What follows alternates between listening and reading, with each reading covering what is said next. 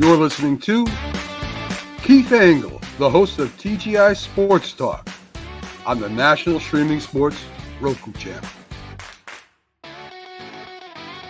Good morning, everybody. Keith Engle here for TGI Sports Talk Sunday Stream of Consciousness. I don't know where our background was there. I apologize. I thought I had it up and ready to go, but it was not there. Welcome, everybody, to what's going to be a glorious fall. Almost, it's not fall technically. It's going to be a beautiful fall day here, about 65, 67 degrees.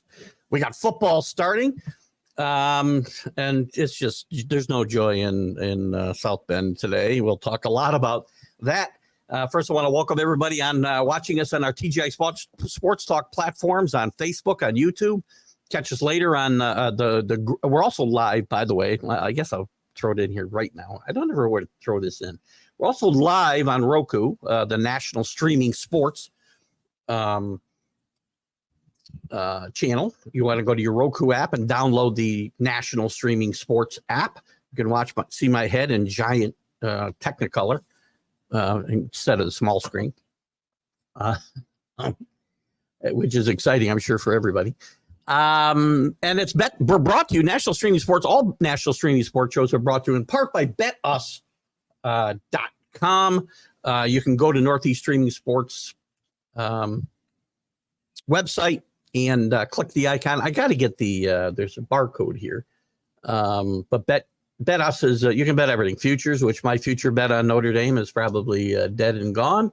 We'll talk a little bit about that. You can bet all the national football games today, either single games. You can bet money lines. You can bet parlays. You can bet whatever you want. You can bet make in-game bets. But whatever you do it with your head, guys. Do it with your head. That's what I do. And yesterday, my head was, I didn't bet Notre Dame, by the way. I just had a few hiccups there. Some of the groups I want to welcome. Ralph Williams, of course, at RW Media, does some great stuff, including a sports corner with Spoken Jim Frazier every Tuesday, 4 to 6 p.m. Eastern on Facebook and YouTube. And he's going back to the radio. So we'll get you some information. Still have not, I couldn't find the information he may have posted. So let me just check my comments here a little bit. They're probably blowing up on one thing. Drew says, do I feel better? Yes, I feel. Well, do I feel better? Yes. I mean, that wasn't Friday afternoon was a bad day. Keith had a bad attitude. His attitude's not much better because of Notre Dame today, I can tell you, but we'll try to persevere. Some of the other groups that certainly are big backers for us. By the way, DDH, thumbs up. You're always looking down on us. Sports Authorities with John Gonzalez. Get out there and join that group. I know a lot of you guys have and are participating quite heavily. Still time to get in the TGI Sports Talk NFL Pick'em, I suppose. You'll lose 2 games this week, but you can certainly get in. Go to the website or the Facebook page and you can see that. The Bottom Line Sports Group with Flo and the gang. LTS, Danny. I'm Danny. I'm having a bad day, man. Tanner D, Nick Bodkin, Scott Kobe, who often pops in here. Alan Perales, who we all know from the origins of this show. Great stuff. And, of course, Greg Rawlings at America's Favorite Pastime, the love for baseball. Guys, if you love baseball, get into that group. Got a lot to talk about. A lot of stuff in college football. I'll get your comments in just a second. I'm sure your comments are going to more than carry this show. One topic may dominate. Notre Dame craps the bed yesterday. Coaching. They're beating every facet of the game. First off, congratulations to NIU. You played a tremendous game, all phases of the game, offense, defense, special teams, which we talk about a lot, and coaching. Now, we'll get into this, but I'll throw it out there right now. I spent a lot of time the last 3 years defending Marcus Freeman. Give him time. Let him grow. Just needs time to build a program. And you know what? He's done a halfway decent job, but he's 20-9 in his first 3 years now. Brian Kelly was 54-9 before, when he had 9 losses. We'd like to bash Brian Kelly. Too many losses like this to Stanford, to Marshall, to 10 men on the field against Ohio State. These are all coaching issues. And yesterday, in my mind, look at as well as NIU played, as badly as Notre Dame played, coaching played a huge decision in this. To me, the major part in this. You got 14-13. You're struggling against a team that wants to beat you badly on your home field. You've got control at about 740, whatever it was. You got a 2nd and 1 at midfield. You finally have had a couple of sustained drives. Why are you throwing the ball downfield? Why are you letting Riley Leonard sit in the pocket? Riley Leonard took all responsibility for this pass, and the coaches took some responsibility for throwing it, and Marcus Freeman took responsibility, that they have to be better. But just a horrible play, and it changed the whole momentum of the game entirely. That's bonehead play number, 3 probably. But then on the final NIU drive, he doesn't call timeout on 3rd down, lets the clock just run from, I don't know, a minute 30, minute 40 something maybe. And by the time they get the ball back, there's 30 seconds instead of maybe a minute 5, what's the big deal? Well, you saw the big deal as they got off a 62-year-old field goal attempt, which was 52-yard, not year-old. 52-yard field goal attempt, which was never going to have a chance. A couple more plays.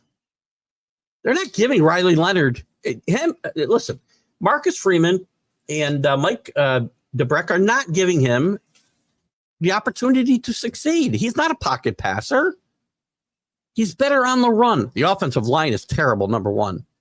And they'll get better. They're young, Kenny mentioned. I spent a lot of time in our chat room yesterday trying desperately to defend a team that I thought could be special, a coach that I thought was growing, and I'm done. I told them, time's up. I asked for time. Rick has been telling me this for 3 years. I asked for time. Time's up. End of story. First-year coaches can't make it. First-time coaches don't make it at Notre Dame. It's just a proven fact. Bob Davies, I should say, Charlie Weiss. I mean, the list goes on and on. Gary Faust. This looked like Jerry Faust yesterday. Lots of other things. Georgia. Maybe Georgia's better than I think. Clemson blew out Appalachian State, who's not, by the way, little sisters of the poor tech. And Georgia played well again yesterday. So what do we take away from that? Oregon struggles again. Boise State's going to be good. I've said that too. Nebraska, I've told you, is a sleeper in the Big Ten. Played great. Reality looks great.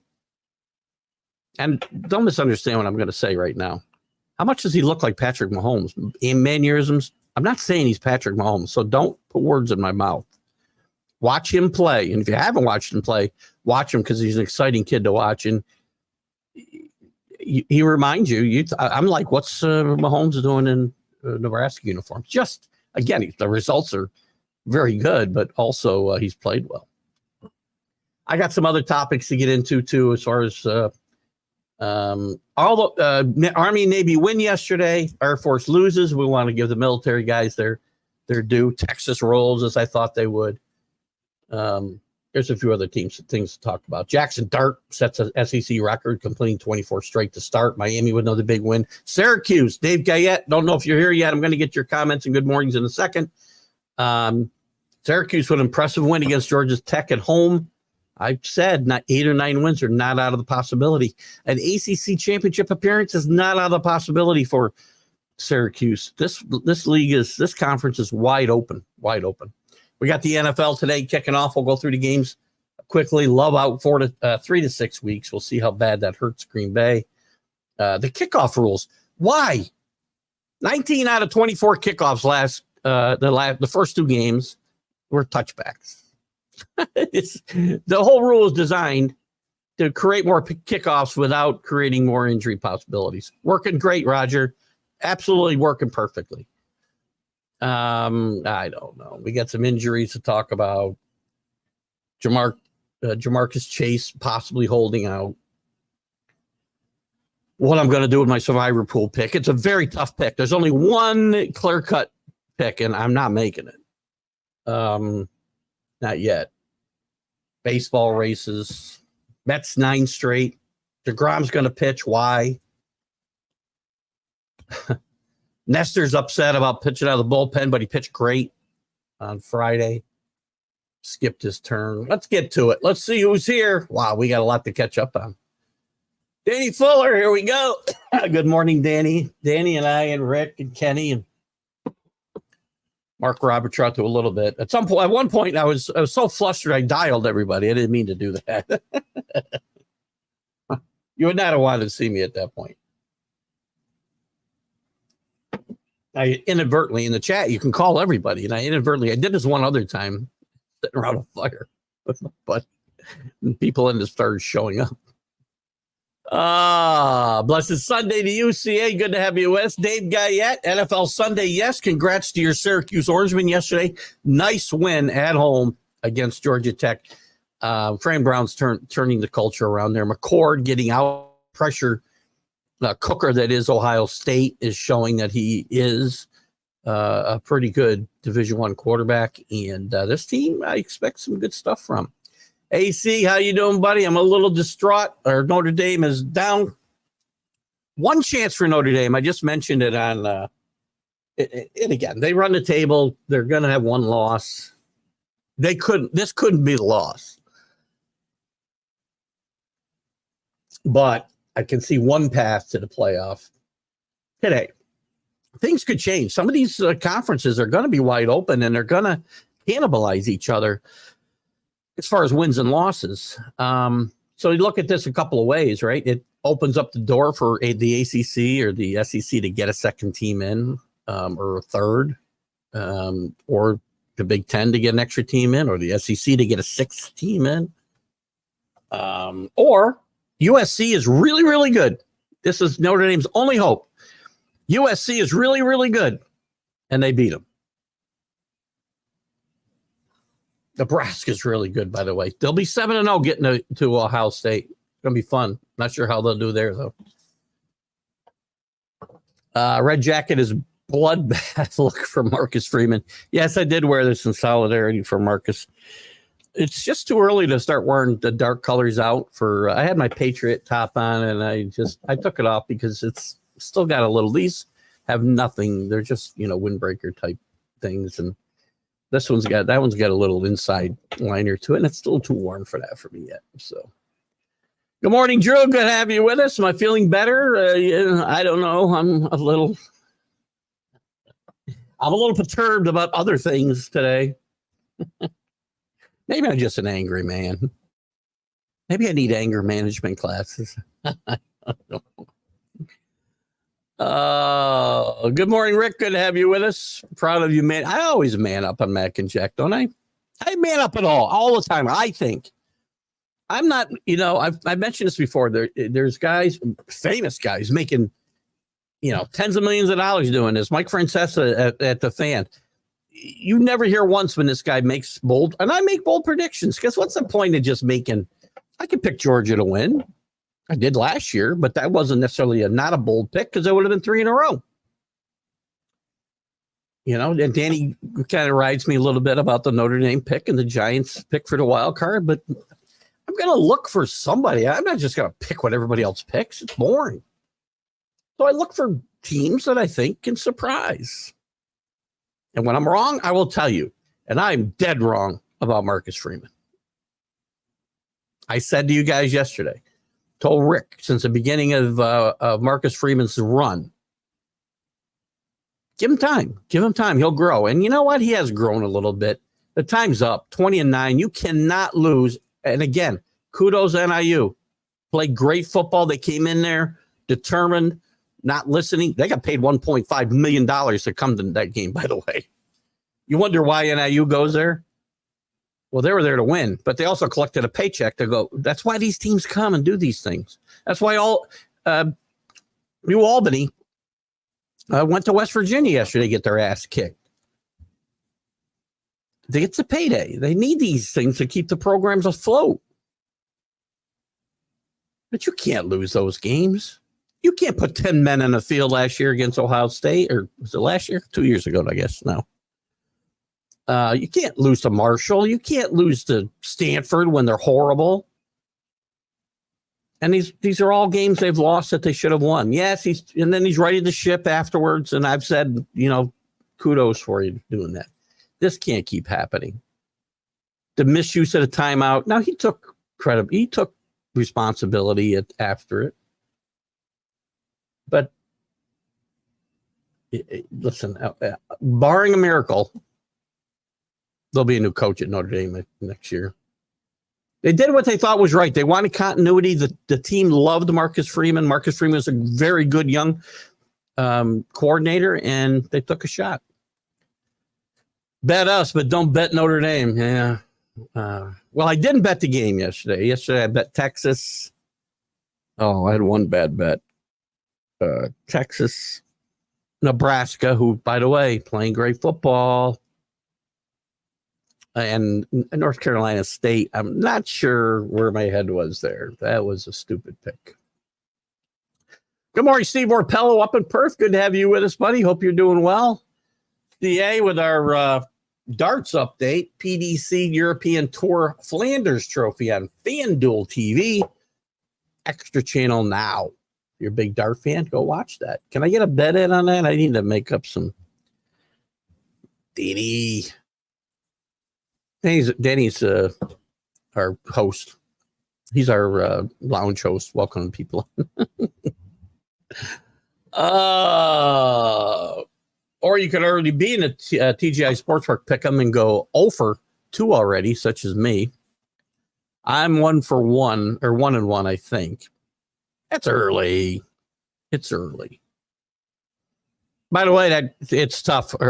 We talked about a little about the NFL starting. A couple things that I take away from the start.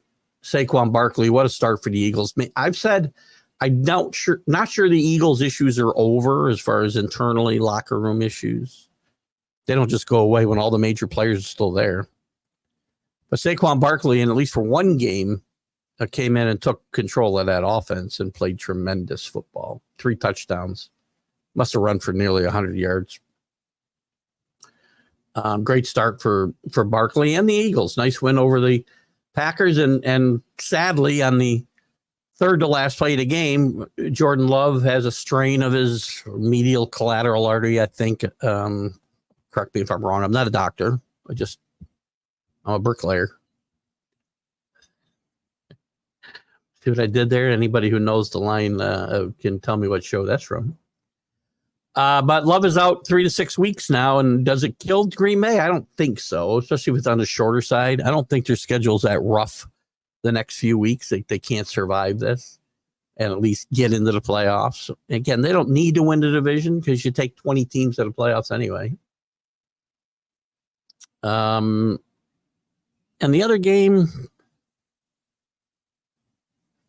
by the way, Kansas City haters, shut up. What is it about every great team in the NFL that haters have to come out and say, you can't win without the refs helping you? I listened to this BS for 20 years. 20 years I listened to this crap, right? Watch the games. Don't watch one play. And don't I've seen so many misrepresentations of the last play when Lively's foot was out of the end zone. It was clear as day. It was out of the end zone. And before you blame the refs, how about your quarterback doesn't miss 2 guys wide open on the 2 plays before that? Flowers wide open in the end zone, and the back coming out of the backfield, strangely enough, wide open. It's an open touchdown. He's just got to loft the ball over the lineman's hands, and he doesn't do it. So please, shut up. Guys, NFL's fixed. Stop watching the games, all of you, not you guys, unless you go down that road with a serious tone. I'm so sick of social media and the games are fixed, they're scripted. The NFL wants this, they want that. Every good team can't just be good or great. Like maybe I'm in a bad mood today. I don't know. I'm really not. I'm looking forward to my first day out with my boys, watching some football, having some fun. Oh, man. So those first 2 games, and by the way, and the kickoff rule. 19 out of 24 touchbacks. I said watching the games, I'm telling my wife, I'm just kicking the ball in the end zone. I'm giving the ball to 30. What's the difference? Risk big plays. I did take a drink, didn't I? You got it, Danny. Thank you. I didn't even see your thing. It's off to the side, by the way, Danny, because if I leave it in front of me, right, if I put it down here, I have often, because you may see sometimes I get a little excitable and coffee goes flying all over my keyboard and computers, and it's not pretty. I think I've gone through about 4 keyboards that way. Kenny Gifford, good morning. Condolences on the, we've been talking about the Notre Dame situation. I'm done. I will not defend this coach again. I can't. I was wrong. Get an experienced coach in there. Kenny mentioned yesterday, stop bringing in transfer quarterbacks. It didn't work with Sam Hartman. It didn't work with, now again, they didn't exactly replace Joe Montana, right? Not Harrison, what's his, Buckner, would have been the starter if Sam Hartman didn't start, went to Alabama, couldn't play there. They tried to trade his position. But yeah, go do some recruiting. CA, love our Huskies loved another pack of Huskies showing up yesterday for Northern Illinois. Listen, take nothing away from this team. A lot of these teams are taking their payday, whatever it is, $500,000, $1.5 million, I think in this case. And they're happy to go up, get their ass kicked, and go home.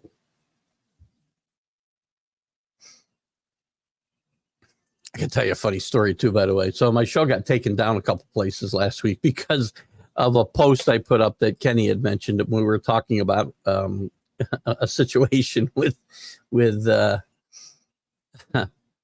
weapons. I won't go too deep into it, but there's no freedom of speech here on Facebook. The Nazis run this place, and we have to all be good boys. Actually, I'm not going to be a good boy, and they can do what they want.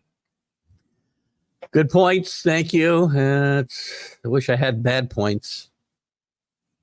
At least 2 plays. I would say 3 plays. I mean, again, they have no timeout. We get that, right? But you would have had at least a minute, Danny, I figured, maybe even a minute 5.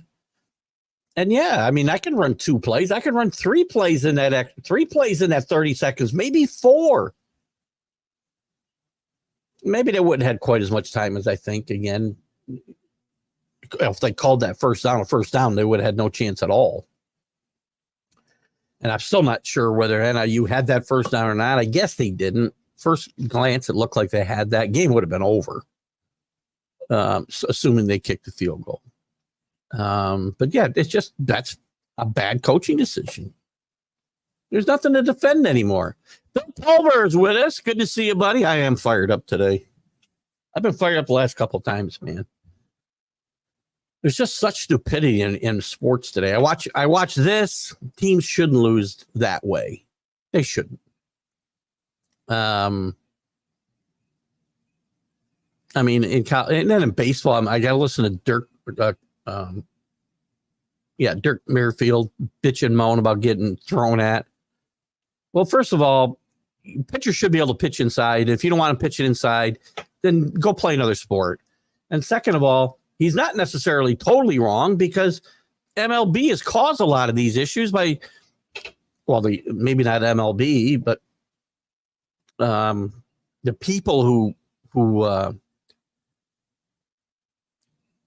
make decisions on major league rosters and when kids are ready to pitch, they don't teach them control. They come up here and say, throw 100 miles an hour as long as you can, and don't worry about where it goes. 2 people at fault here. Players who don't expect to get thrown inside or get thrown at. I'm not for guys getting hurt, getting hit in the head. Don't get me wrong, but these players are so soft. Early in the season, only time will tell. If we're talking about Notre Dame, as I mentioned, I don't know if you saw it, Kenny, unless, and again, we don't know what's going to happen. To Kenny's point, these Power 4 conferences could beat each other up. And Notre Dame with one loss. I mean, running the table is the only way they get in. Because you can't lose NIU at home and expect to get in even with one loss, I don't think. So their only hope is that USC is really good and they go and they beat them. I think that game's in Los Angeles, Danny, if I'm not wrong. I know you don't like USC, but you probably can. I can see if I want to look it up, but I don't feel like it right now because I'm pissed. It's probably their only path to the playoff. Oh, God. NIU headed home with a historical win at Notre Dame and $1.4 million. That's a pretty good deal, right? Can't do better than that. That's about as good a day as that. That's as good a Saturday as anybody had all day. Now, outside of that, and I saw some comments about Nebraska and Colorado, which we'll get into a little bit in a second, including some NFL. We certainly got to talk some NFL. We'll sneak some Major League Baseball in, but this is the time of year. You know, here's the other thing. I love Major League Baseball. I have a lot of problems with Major League Baseball. But all you need to know about Major League Baseball is come September, Major League Baseball's pushed to third place everywhere. Unless it's a baseball show like I do on Friday. That's just the nature of the beast. The NFL's bigger. College football's bigger. And, you know, people still care. I still care. But, you know, we're going to talk about what people want to talk about. It's college football that people want to talk about. It's the NFL people want to talk about. So, yes, that's a great day. Speaking of great days, though, and again, I know less about that Georgia-Clemson game now than I thought I did. I mean, I thought Clemson was sucked. Clemson scored 66 on not a horrible. They're not playing Little Sisters of the Poor yesterday when they play Appalachian State. It's a good football program. It's not on the level of Power 4 conferences. So don't misunderstand. That's an impressive win. But Georgia also won impressively. So if Clemson is better than I thought based off of the horrible performance against Georgia, the question becomes, how freaking good is Georgia? They may be just lights out, quite frankly. And I really don't think anybody's going undefeated. I really don't. Georgia's got a monster schedule. Everybody in the SEC's got a monster schedule. Big Ten teams all have a monster schedule.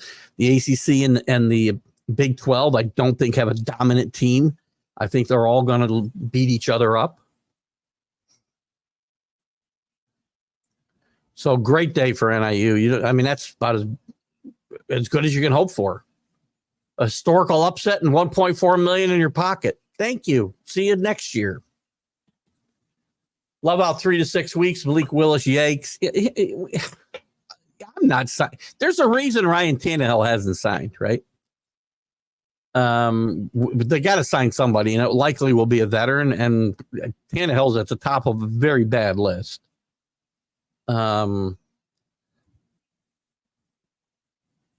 I'd roll with the kid, hand the ball to Josh Jacobs, and hope I don't get, killed. My guess is going to be right now that. Hold on one second. I'm going to have to get to, let's go over here. I got to get to I want to get to the Packers schedule real quick. Who they got? They got the Colts at home. Find a way to win that game. They're at the Titans. Might be able to find a win that game. They got the Vikings at home. That's winnable. That's the next 3 weeks. Even if they lost them all and they're 0-4 and Jordan Love comes back, well, then they got a chance. Now, if he sits out 5 weeks and they're 1-5, or 6 weeks and they're that'd be 6 weeks, 1-6, gets different. I mean, the more games he misses, the tougher the games are going to get. If he misses 3 weeks, this team's not lost. And Tannehill, I don't think they're going to win any more games because they have Ryan Tannehill than Malik Willis. Go out there and you tell Malik Willis, manage the game, run the ball a little bit, Give the ball to Josh Jacobs and just don't hurt us. He only signed like 10 days ago or so, right? Maybe it'd be a Dobbs situation. He doesn't know the offense and he goes crazy next week. I don't know. Drew Doughty, will he run out of gas from staying healthy majority of his career? He's 34. Chris does his job so well. This has got to be a hockey guy. Hockey guy, Drew Doughty. When's his birthday? December 18th. He's going to be 35. Middle of the season. Good. But I don't know. I can't tell you enough about Drew Doughty today to really know. He's been a stabilizing influence throughout his career. I'm reading on NHL.com. You know what's funny is in September, and I'm thinking, we don't need to think about hockey already, but they're going to be going to camp here, hockey and basketball in a couple of weeks. I don't know. I can't. Listen. I can't tell. I need to see probably 2 more games out of Clemson. AC. Let me just see who they got left. Let's see who they had the next couple weeks before I. Can I? Oh shit. Where am I? All right. Let me go to Clemson real quick.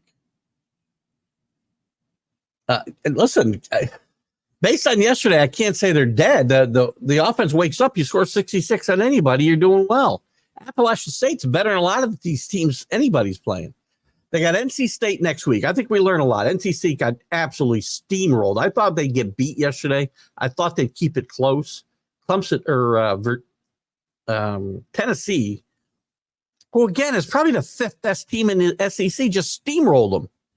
The athleticism, the speed, just so much different. And it's very telling about the differences in the ACC, who I like to, again, I promote that they aren't a horrible conference, but they are not anywhere near the level of the SEC. So that'll be an interesting game to maybe judge where they are. Then they got Stanford and Florida State, Wake Forest. This is a stretch of winnable games. I mean, they could beat NC State, Stanford, Florida State, and Wake and be 5-1. Then they get in Virginia 6-1. Then you get Louisville, which is tough. Virginia Tech, a disappointment. Pitt, not very good. The Citadel and South Carolina, their schedule's not that tough. That's one of the easier schedules in Clemson or in the ACC, probably. So it's hard to tell. So as I said, AC, I'm not really sure whether Clemson's better than I thought, or and Georgia's just absolutely tremendous. You know, I guess I got to see how App State does and how Clemson does the rest of the way. Georgia's got to be much better than I even thought, which I already thought they were really good.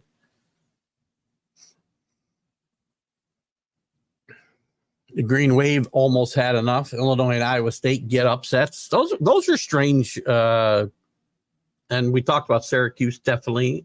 CA playing really good football. Good to see some life back in the Carry Dome. Fran Brown has brought a very good culture with him from Georgia, including some really standout transfers. Tulane nearly pulled an upset yesterday, as we said, and Illinois did pull an upset, and Iowa State gets Iowa. Iowa reverts to their 19 points a game. They had this game in pretty much in hand, and I thought, and their defense kind of fell apart at the end, and down they go. Kansas, who has aspirations of winning the Big 12, loses to Illinois on a non-conference road game. And who did Tulane play? They almost Kansas State. Yeah, the Tulane played a great game. Tulane's got a good football program now. With Willie Fritz gone to Houston, and Houston nearly, by the way, after getting creamed by UNLV, who might be one of the better teams in the country we don't know about. I talk about Boise State in the Mountain West. Watch out for UNLV. They almost beat Oklahoma yesterday. I believe they lost 14-12 on the road. Willie Fritz was the coach at Tulane, did a great job there, and moved on to Houston. Another close game. Oregon getting all they can handle from Boise State, winning by 3. Pac-12 After Dark. We can call that anymore. There's no more Pac-12 After Dark. What are we going to call it? Big Ten After Dark? All surprises yesterday. Those are big surprises. Was there anything else? What else happened yesterday? I see your comments. We'll get into this Nebraska, so I think I see some comments coming up about that. The season's over for them. I think you're still talking about Notre Dame, Kenny. It probably is, but there's a lot of football to play, and if you run the table, who knows what this committee will see. And now style points matter, right? And here's the other thing to think about. And think about this when you get pissed off about blowouts. Style points are going to matter. They need to beat these Purdue's and Stanford's by, 3 touchdowns, not 1. There's a path. There's still a path to the playoff, but it's very windy and full of ditch. I told you, 20 miles of road equals 40 miles of ditch. I did the math wrong the other day. I said 60. How can it be 60? Bengals only clear-cut survivor pool. Well, I talked about that. I'm not picking against the Patriots. Here's why. 2 things. I don't pick against my team. There could come a point I have to. It's not week 1. Because I get to root against everybody else in this pool because there's $550 people in this. This is a $100,000 pool. So I will pick against my team probably to actually, at some point I'll have to. It's not going to be in week 1 because I'll tell you what, there's a couple of reasons not to. The Patriots aren't very good, but the Bengals are quite possibly either going to be without Jamar Chase or they're going to have a very unhappy Jamar Chase because he has an illness known as I want a new contract.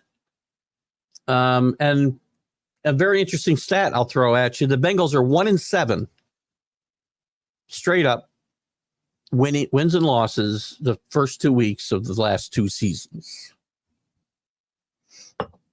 Now, they probably didn't play anybody as bad as the Patriots. I will give you that. But that number is not. Again, week 1, we're going to see a lot of guys go out of that survivor pool this week, and it may not be in Cincinnati, but that's the only clear-cut pick. I was alluding to that earlier. In fact, when I told my buddy who I get in this pool with, it's a tough week, he says Cincinnati, and I said, no, we're not going there. Because there's 2 things I like to do. I like to survive, yes. But I also like to have a bunch of teams on a team I can root for. And we've gotten to last week we went out in week 1. The 3 years before, we made it to week 12, week 13, week 14 one year. That's when you're having to pick 2 games a week. There's Scott Colby. Colby's in Las Vegas. Hit on Nebraska, as did I. Northern Illinois over Notre Dame. Good. That's a good pick. Scott, without a doubt. I was 2 for 3 yesterday. Somehow thought North Carolina State would stay with the Volunteers. Patriots are going to start off the season with a win, baby. We hope so. By the way, first time in a long time I haven't made a futures bet on the Patriots to win a Super Bowl. Drew says, Barkley, nice start for the Eagles. Worthy, nice addition for the Chiefs. I put him on my bench in one of my fantasy leagues. What a dumbass. And I love the kid. I think I've got him. I've got him on at least 2 of the 3 teams that I have. And the Chiefs always find somebody, right? Jaden Red up, but not down. The quarterback, Jaden Red. But now down. Oh, I got you with quarterback situation. Mark Andrews disappears and likely soars. Likely played great that fourth quarter. And yes, by the way, out of bounds without a question. Stop it with the freaking conspiracy theories. My God, why do you people watch sports? I mean, again, when I say you people, I'm referring to all the other conspiracy theorists out there.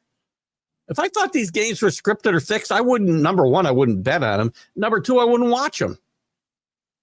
I outgrew the WWE a long time ago. If I want to watch entertainment, I'll watch a movie. Boston Paul, also known as Paul Spada. That's quite a what is going on in that profile picture there? Are you asphyxiating yourself? Which I probably just said that wrong. Because that's what I do.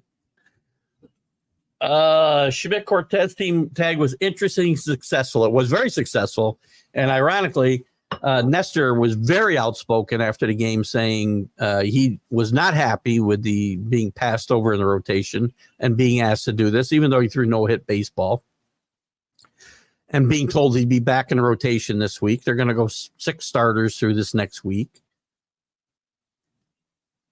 You know, but Nestor's got some points. You know, he has been the where he's been the bell cow. The is it the bellwether? Is the bell cow? What do I want? I mean, he's been the one constant. He's a guy who hasn't gotten hurt. He's a guy who's done everything he's been asked to do, and he was not happy about this. He did it well. He's got experience, and my guess will be come playoff time, you could see him coming out of the bullpen. But very boisterous about saying this is a mistake.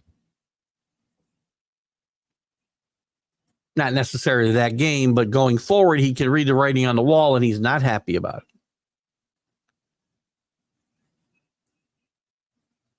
It's another day. Go NFL. Good point. Denny saying good morning to you. Just a few guys here. Teddy teaches anger management classes. You never leave thinking about bad things. You're so high on life. Are you teaching, or are you just like, supplying happiness? Oh, Kenny, you're the best. I love you. Astros since the All-Star break. Neris and Tucker back. Isn't Tucker out again, by the way? Didn't Kyle Tucker get hurt this past week? Astros are playing great baseball. And, I know I picked the Orioles to get to the World Series out of the American League before the season. I wouldn't doubt. Let's see. Is he hurt again? Or maybe he just came back. Still not 100%. He got activated 1 day ago. My bad. He had gotten hurt a little while back. The time is so jumbled up for me these days. It's interesting. I don't know if I told you guys, but I mean, I have all the long COVID symptoms. My doctor even said it's probably, I talked to him about some of the things I have, which, well, first of all, lose some weight, Keith, he says, of course, but even out of shape, I've been a fairly in shape person, if that makes sense. I don't get, I can go 4 flights of stairs and I don't get winded. Well, there's times I get winded going up 1 set of stairs. I get fog in my brain. 8 weeks. Well, I have rheumatoid arthritis anyway, but even outside of that, he's certain I have long-term COVID, which, by the way, can never be diagnosed. But I don't know why I brought that up. It's brain fog for you. I know I was going somewhere with that. I have no idea where. Trevor Story's back in business. Well, it is a nice story, right? And the same with, and maybe they're not going to start him, but DeGrom had his last rehab start here the other night and went very well. My guess is they're planning on starting him in Texas. And my question would be, why? Why not let him sit and get stronger? What's the point? of pitching mid-game, and maybe, the stress of Major League Baseball hurts that delicate arm of his, because I guess maybe that goes against my theory on pitching. Let them pitch whenever they can pitch. Asking again, who's playing Longhorns for the national championship, CA says. Well, I had Notre Dame in a national championship game against Georgia, I believe. No, I had them in the... Yeah, I had Notre Dame, I think, in Georgia in the finals. Under was a good pick. I got a little scary though. I had 41. I thought. What'd you get him at, Scott? I think I saw 41 yesterday. I did bet Texas. Mets soaring. Does it really matter? McNeil's been terrible. Maybe he's played better recently, but McNeil's been one bad sticking point there. How about Vientos really stepping up and doing what they thought Brent Batty would do? I think over the last couple of years, they thought he would evolve to this point, and it's Vientos, if I'm saying his name right, and I don't care if I am or not right now. I think I'm close. I got the V right. But he's playing really good baseball. And Francisco Lindor, we talked about this a little bit Friday, and some of you guys aren't in an MLB update. I'll throw this out there. And again, I'll use the National League as the conversation just so we don't convolute it. But same could be true in the American League with Bobby Witt. Why would we just dismiss Francisco Lindor as an MVP candidate because Ohtani is going 50 for 50? I mean, it's a tremendous historical season. I get it. But when we look at valuable, is he going to be more valuable to the Dodgers? Could the Dodgers still win the West without Ohtani? They did. Last year, they won 100 games without him. Would the Mets win this division without Francisco Lindor? And remember a couple of things. Don't just go show me their home runs and RBIs. And we could look at runs produced and whatnot, runs scored. But how about runs prevented? Ohtani hasn't prevented one run this year. Lindor is a Gold Glove shortstop and plays every day, basically, in the field and at bat. And there should be something to be said for that as well. So just saying, I'm just throwing that out there for conversation. Lots of dogs covered yesterday, except the one I bet, North Carolina State. Yeah, there was dogs that won outright. I mean, really, Illinois, Iowa State, they just cover, Steve. They won games outright, but there were a good number of them. And just to throw out some props to Army rolls 24/7 over FAU. I'll continue to say it here and on the College Football Huddle. Jeff Monken, one of the most underrated football coaches in this country. Navy wins and Arizona loses a tough game to San Diego State.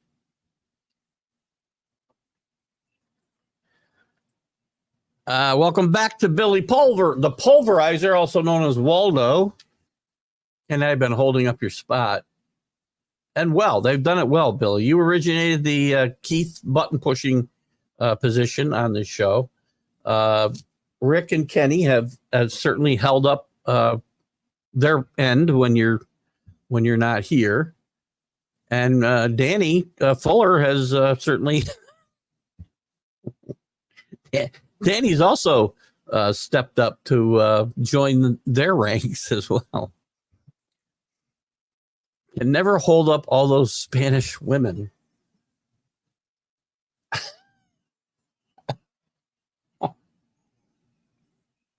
I'm not sure where we're going.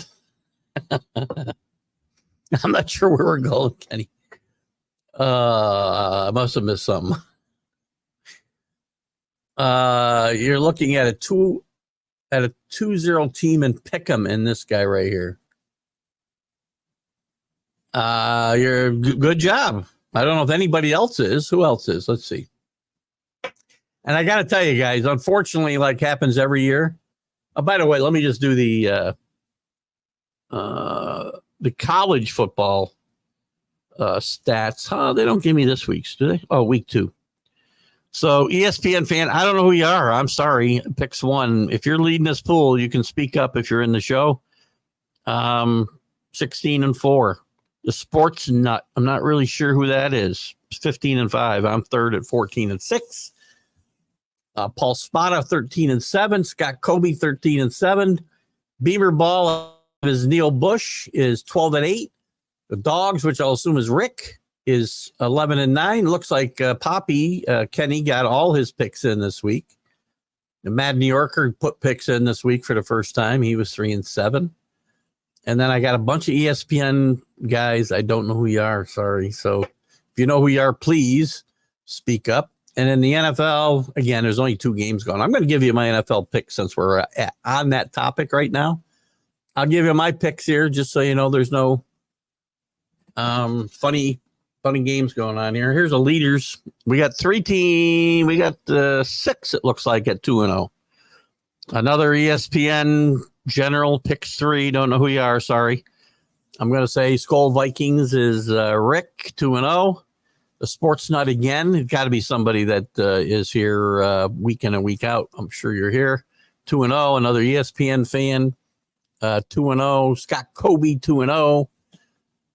JB, 2-0. JB isn't with us yet. The rest of us are all 1-1 or 0-0. We got a bunch of 0-0s on the bottom, ESPN fans. Drew's 0-2. The only 0-2. Sorry, Drew. And I got a bunch of guys 0-0. No picks in. So we'll see how that goes. My picks today, and we won't pick with spreads anymore. So I will tell you probably who I'm going to bet. If I can remember the spreads. So I won on the Chiefs, lost on the Packers. I've got the Falcons over the Steelers easily. I think the Bills will beat the Cardinals. That's probably going to be a bet for me, -6. Arizona doesn't travel. None of the West Coast teams travel east for that 1 o'clock game very well. Almost always bet that window. The Bears will play the Titans. I'm considering betting the Bears -4. The Patriots, I did take the Patriots. I will take the Patriots every week, even if it costs me to pull. I cannot go root against my team ever.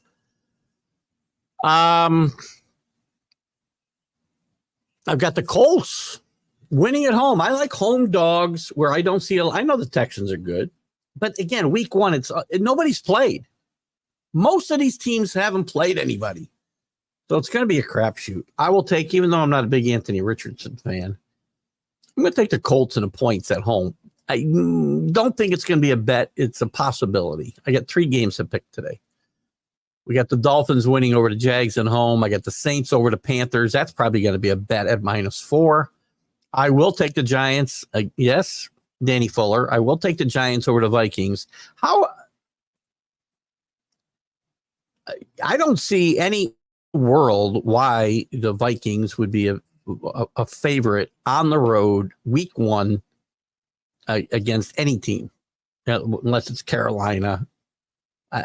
Again, I don't mean disrespect to the Vikings, but and again, I have to understand, because I explain this all the time. Spreads don't mean anything. It doesn't necessarily mean anybody thinks they'll win by this many points, whether it's 1 or whether it's 25. All these betting lines are designed to get money bet both ways. I like the Raiders to beat the Chargers. I think the Chargers are a bit of a mess. I think Jim Harbaugh will turn this around, but I think it'll take a little bit of time. I like the Seahawks over the Broncos. I think the Broncos will finish last in that division, as we talked about last week. I like the Cowboys over the Browns, and Tom Brady's debut this week. We'll get back to your comments here in a second. I'll take Tampa Bay over the team formerly known as the Redskins. The Lions over the Rams just because they're home. And I'm going to take the Jets. By the way, if you've got a franchise quarterback, you want me to pick them to get to the Super Bowl. I did it to the Jets last year. I've done it now to the Packers this year. I do like the Jets to come out of the gate strong and beat the 49ers on the road. Getting 4 points, that's going to be a bet for me. I think this is a field goal game at worst. So there's my pick. Astros expand lead and now have Tucker back. You know what? That race is over. The only races left in baseball are the American League East, probably the Central, and the NL West, maybe division lead, the division races. That's all that's left. Maybe I don't think the Dodgers are getting caught by Padres. I really don't. 5 games. By the way, 19 games left, guys. 4 or 5 games is not a little bit. That's not a little bit of ground to make up.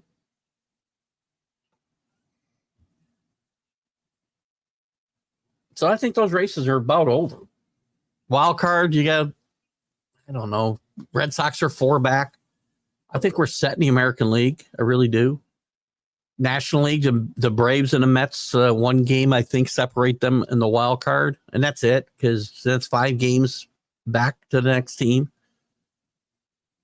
So that's the races you really got left, I think. I think you got the Mets and Braves for the last wild card spot in the National League. I think you got the Yankees and the Orioles, and maybe the Indians and Royals. Maybe the Dodgers. Very doubtful, but maybe.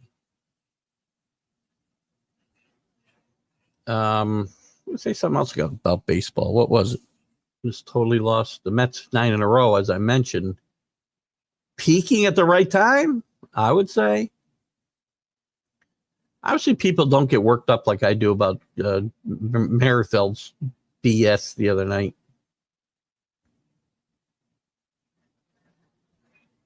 I was going to say something else. I don't know what. Yes, we can bet on darts in participating states. FanDuel puts a code on the screen. So if I can bet in New York on FanDuel or bet us, I can bet anywhere. Don't forget, guys, betus.com, partial sponsor of National Streaming Sports and the shows that participate. So there'll be a little, maybe a little something in the paycheck. The paycheck. A little something coming Keith's way at some point when people start getting some traction. They need to do some work. Quite frankly, I want to be quite transparent. There needs to be some work for them to catch up to the big boys. But you know what? Getting traction on the website is the best way for that to happen, because when you have more resources, you can make improvements that are needed. Danny, I actually love replay for that exact reason and getting the call correct. I'm not a big, and we've talked about this before, I'm not a huge replay fan. And they did call that a touchdown, if I remember right. Right? I'm guessing, or you wouldn't have made this comment. But here's the point. Even with replay, people seem to be blind. I mean, how many people maybe I'm the only guy. I go on the NFL groups or the team chat rooms, and they all think they got screwed. They all think the refs let Kansas City win the game. How about your quarterback hits one of the 2 wide open guys that played before, and this doesn't happen? That was a great throw and catch. Didn't get his foot down. End of story. You lose. Stop taking team pictures with the refs in it. It's not funny anymore. It's stupid and it's childish, and you're all crybabies, all of you. Get better. How about this? I said this for 20 years, and obviously I'm saying this now without a dog in the fight. I respect the Kansas City Chiefs greatly. I respect Andy Reid greatly. But I put up with this BS for 20 years. How about you get your teams get better and knock them off? How about that? How about you stop blaming the NFL for having scripts and NFLs for fixing, or the NFL referees for being biased, or the NFL tells them what to do? It's such nonsense. Absolute nonsense. I don't know why people who feel that way, I don't know why you watch games. Why would you watch games you think already have a predetermined outcome? Why? Maybe because you like wrestling? Still, at however old you are? I'm 64. I gave up wrestling when I was like 30. It was fun for a while. I like Utah to make the final, or to be one of the wild, or the four teams to get a bye, and I think Utah wins a couple games. I think I have them in the semifinals. Scott, they're really good. Cam Rising's really good. He got hurt yesterday, hurt his hand. I haven't heard how seriously he's hurt. This is a really good team. A veteran quarterback. I think they're very good in the trenches, and I think, again, one of the better coaches in football that people don't know about, in Kyle Whittingham. So good call, Scott.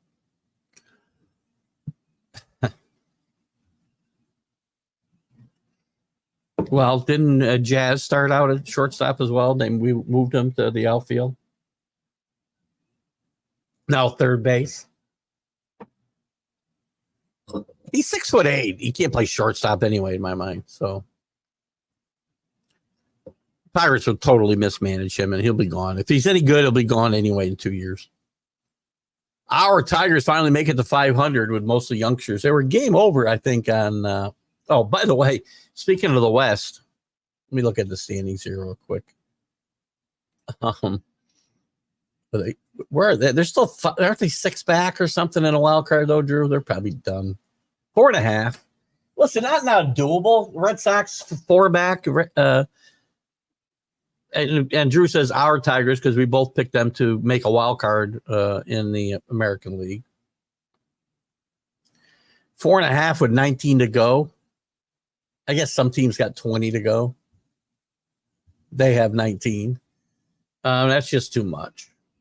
The White Sox, by the way, still on a pace to lose 126 games, obliterating the Mets record. The first-year expansion Mets record of 120 losses. 1-9 now in their last 10, 2 losses in a row, 111 losses already. 19 games to go. To not break this record, they would have to go 11 and 11. Well, there's not 11. How they can't do that. 11 and 8. Sorry. Again, the math classes in Perth mostly were about filling out football sheets.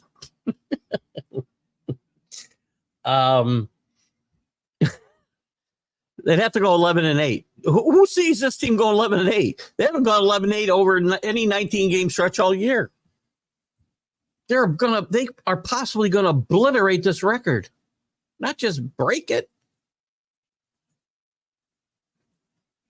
When were you bad? Did Memphis fire the coach after he fired his assistants? They did not. Penny Hardaway fired all of his assistants, to Kenny's point.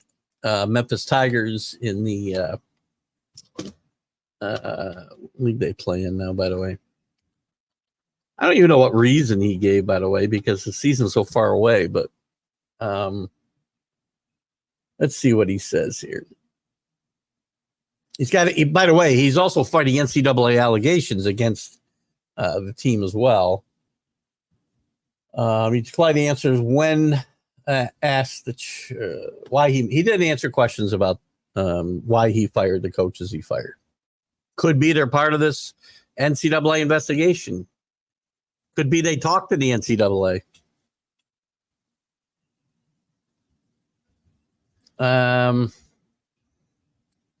Let's see. There's also blah, blah, blah, blah, blah, blah, blah. There's been a letter sent to the university from the NCAA.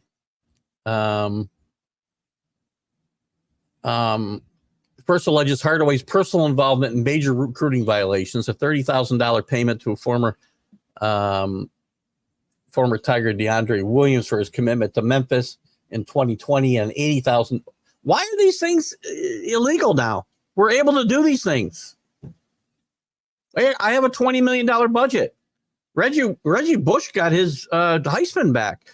So these allegations, and I get it. I'm kidding, by the way, just for anybody gets worked up. I still have this issue with Reggie Bush getting his freaking Heisman back because they changed the rules. Well, the rules now, this wouldn't be illegal. It's not the way I read them. There is a lot of stupidity in life. I used to think I didn't like people. I just didn't like people. My wife says I'm a people person, and I tell her I hide. Listen, I'm a very shy guy. I was a shy kid. I still have that kid in me, and I've overcome it to do things like this and do the job that I do. It's not easy. I still fight. That inner shy 12-year-old is still inside me. So anyway, and she doesn't see it just because I go out and I have very few friends. I have lots of acquaintances. I have very few friends. I have a small circle of friends. But I go everywhere we go. I know people, or I'll strike up a conversation with somebody I don't know. But it's more it's not me being like this outgoing extrovert. It's more my defense mechanism. It kicks in to like go on the offensive, so I don't have to be defensive. If that makes any sense. Anyway, tied to this, I always thought I really didn't like people. But then I kind of amended that to I don't like stupid people. But I also found out that didn't really like change the percentages all that much. So I'm kidding. I love all you guys. I love y'all. Royals on a seesaw, now winning 3 in a row after losing 7 in a row, still in wild card position. I don't think they're losing it. I really don't, Drew. I think this team I think the wild card races are over. I mean, they got a 5.5 game lead on the Red Sox and a 6.5 game lead on the Tigers, and a Twins 4. I think these races are all over. The only thing to be decided is the division races, and the Royals probably are too streaky to catch the Indians, or the team formerly known as the Indians at this point. All Notre Dame had to do is win 10 games and be ranked in the top 12. Well, again, they could still win 10 games. That's the thing, Kenny. So that's not all they need to do. You have to lose the right 2 games. If they were going to lose, they were better off losing to Texas A&M on the road in a hostile environment in front of 107,000 people on national TV than losing to a nondescript mid-major who you paid $1.4 million to come and get beat in South Bend. They'd have been better off losing. I mean, again, assuming Florida State was good. With Notre Dame's schedule, I'm not sure they could ever afford to have 2 losses. I just don't. Maybe because, again, we know that money's involved in all this, right? And Notre Dame puts people in front of TV sets.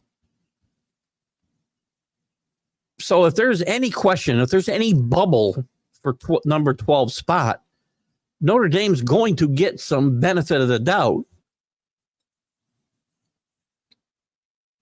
So that's why, again, they're not dead.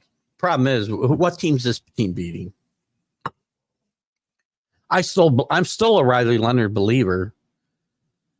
I know Mac was messaging me all day, and even Rick and Danny to a point. I'm still a Riley Leonard believer, but you've got to use him the right way. He's not a pocket passer.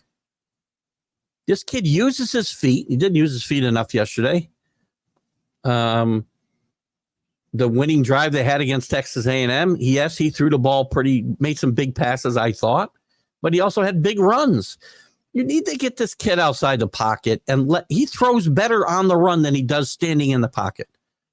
He has better reads. He just lets the game You need to let him. I think you need to let him improvise a little bit more. And I don't think that Marcus Freeman and Mike DeBreck have done a very good job. They brought Mike DeBreck back specifically, I think, from LSU, by the way. He left with Brian Kelly. They brought him back specifically to make Riley Leonard a top-notch quarterback and make this offense more dynamic. This offense wasn't dynamic. You can't sit a guy back in the pocket who's not comfortable standing still throwing a football. Don't excuse Riley Leonard's mistakes. I mean, again, the pass interception he threw with 7 minutes and 40 seconds left, that's on him. It was a horrible throw. He had horrible footwork.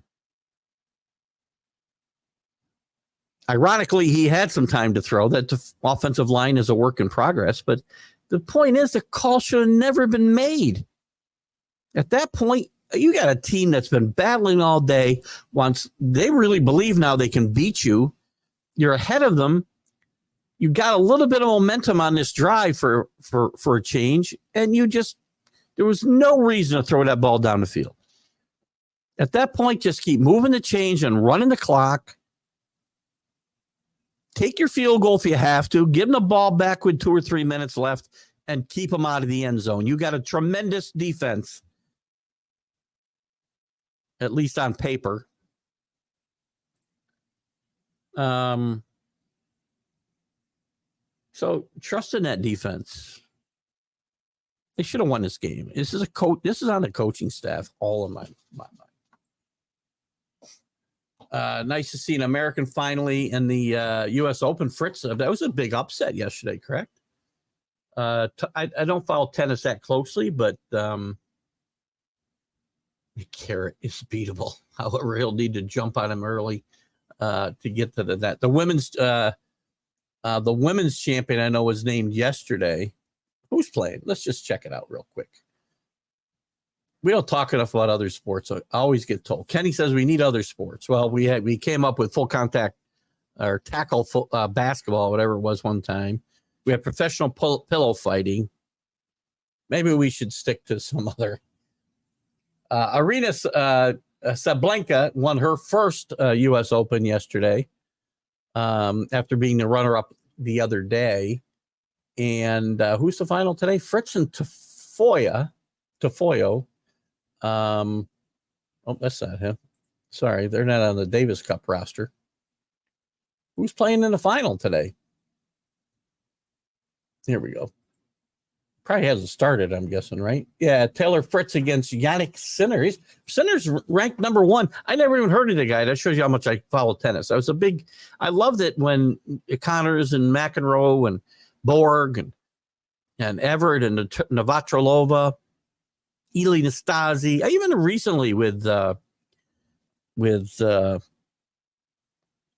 Nadal. Who's the Roger Federer?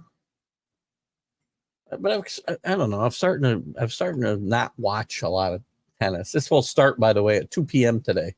Taylor Fritz, 12th seed from the U.S., getting a chance, and we wish the American good luck here. So good. He'll need to anyway to finish up his countable. The Carrot is beatable. However, he'll need to jump on him early and get to the net. Good stuff. NIU has the potential to get a bye and have a home game in the playoffs. They do. They have to be ranked. Don't forget, probably the only group of 5 team that's getting in the playoffs is going to be probably one conference champion. So NIU, as we look at this, let's see where they play. Where does NIU play? I still think Boise State. You saw Boise State yesterday. I think Boise State in the Mountain West is going to be the highest ranked group of 5. That's the team that gets in. They get an automatic berth. They don't get a bye. I mentioned earlier that whoever the group of 5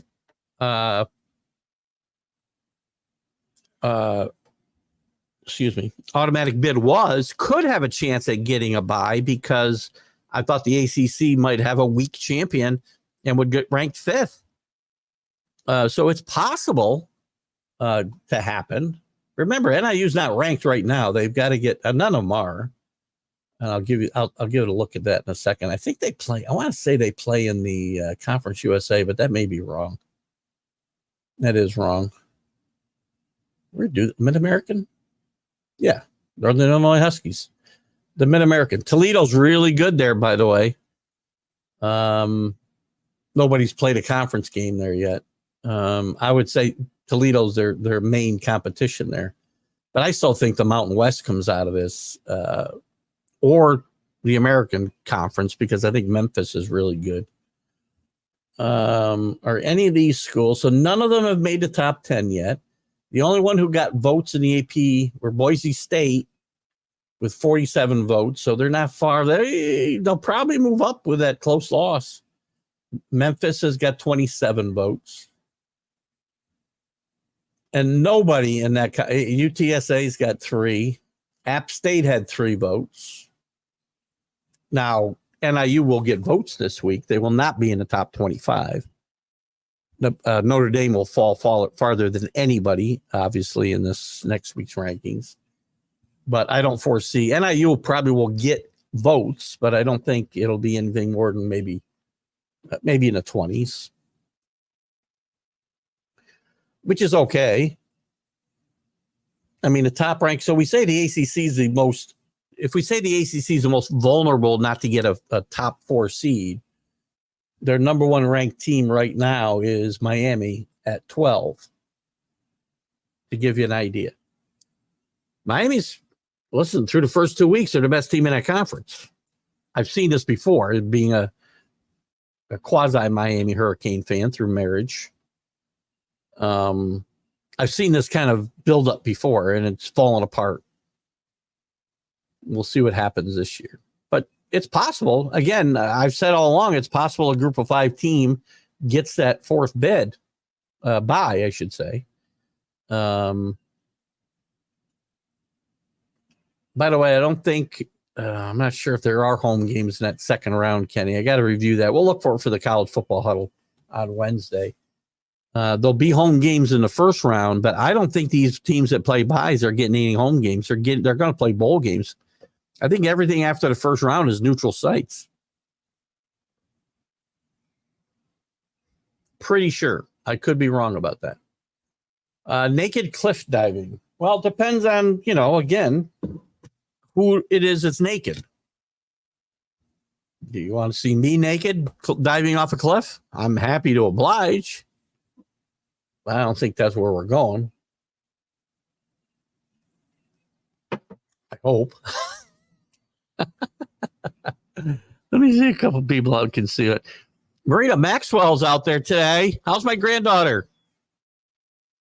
Not commenting. Don't know if she's still there, but she did like the show. She loved the show. Thank you. CJD Simone, we see out there. Some people I can see when they don't come out. Some I can't. John Butcher Farrell's been here. Another Perthite.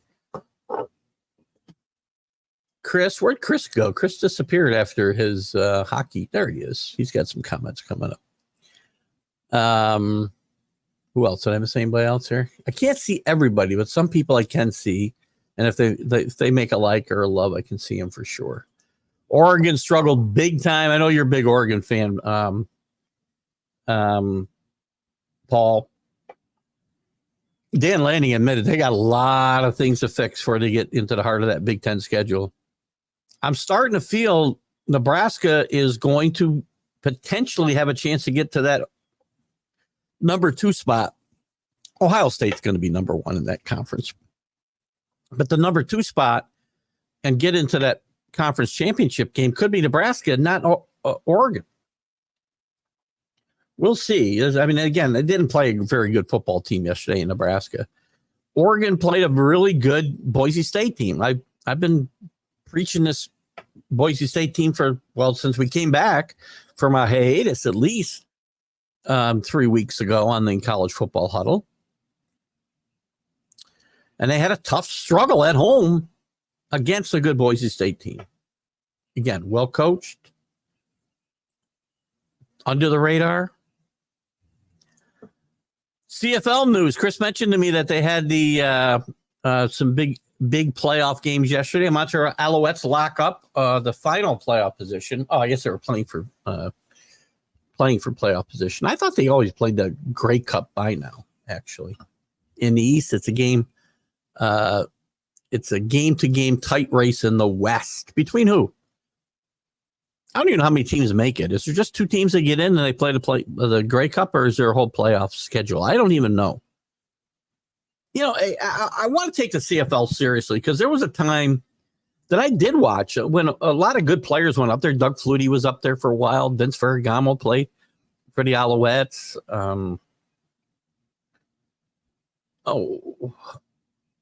I'm trying to get Vince Ferragamo on the show, on the one-on-one show, by the way. Mackie Sasser will be our guest this coming Friday. Mackie was a backup catcher with the Mets and a bunch of other teams. Was a decent bat off the bench, a decent ball player. Developed a case of the yips where he couldn't. A little bit different than, say, Chuck Knobloch or Steve Sachs, where they couldn't throw the ball to first base. Mackie had no trouble throwing the ball second base. He just couldn't get it back to the pitcher. And we'll talk a little bit about that, and certainly his career with the Mets and some of the things that went on there while he was there as that dynasty started to fall apart. Dynasty that never was started to fall apart. But anyway, I've chased Vince Ferragamo down. They had some really good players in Canada. Warren Moon. I used to watch a lot of the CFL. Then I stopped. And then this year I watched a game decided on a rouge, and I'm thinking, is that real football? You get 1 point for missing a field goal. But anyway, yes, there's a lot of guys playing football up there. And Fred Biletnikoff ended his career up there. I can tell you all about Clemson. When they play a team equal or weaker to them, they put up big numbers on them, but when they play a better team, they will struggle. I don't know that they play a better team all year, though. Scott, I just looked at your schedule. Time is at 9:52. 10:30. We got a 10:30 close time today, guys. Got to get to Amsterdam and watch some football. So Clemson will improve their number 25 ranking. Is NC State better than them? Is Stanford better than them? Is Florida State better than them? Wake, Virginia, Louisville might be. Virginia Tech, Pitt, the Citadel, South Carolina. I'm not sure they play a team worse than them all year. This team could be 11-1, and what do we know about them? They'll go to the playoff and get killed?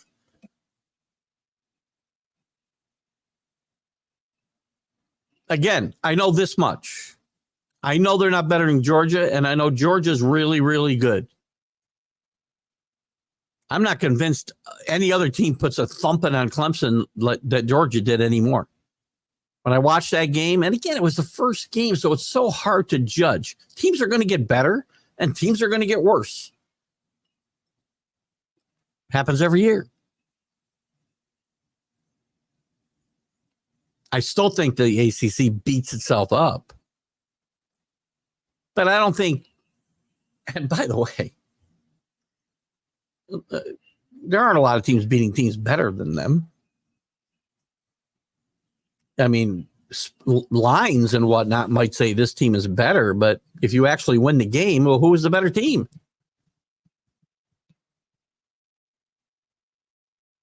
I'm not sure to what to make of Clemson. I do think, Dabo's still got to understand what the landscape looks like today and adjust his approach to the transfer portal specifically.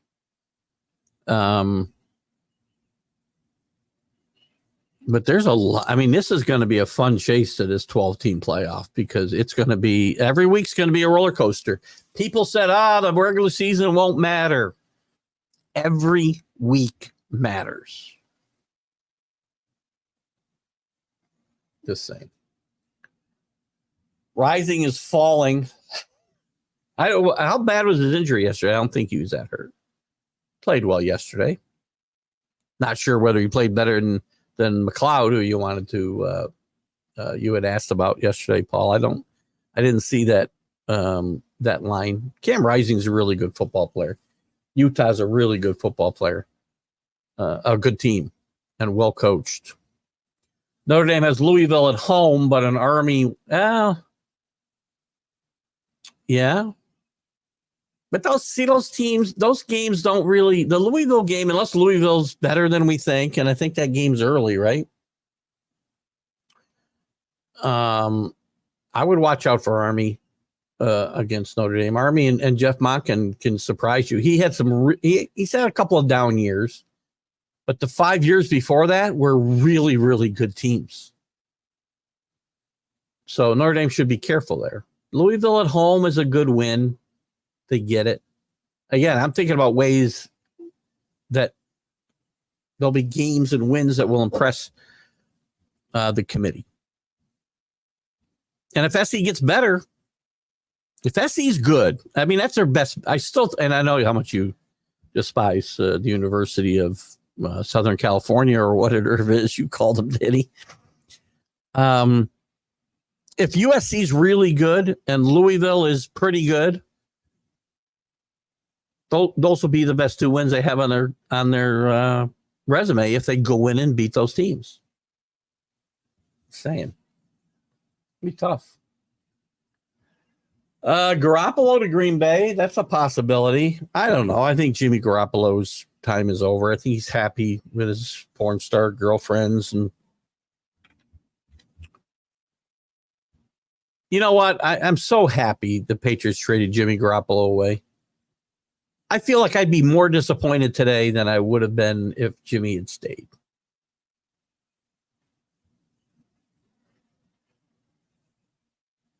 But Garoppolo would be a possibility.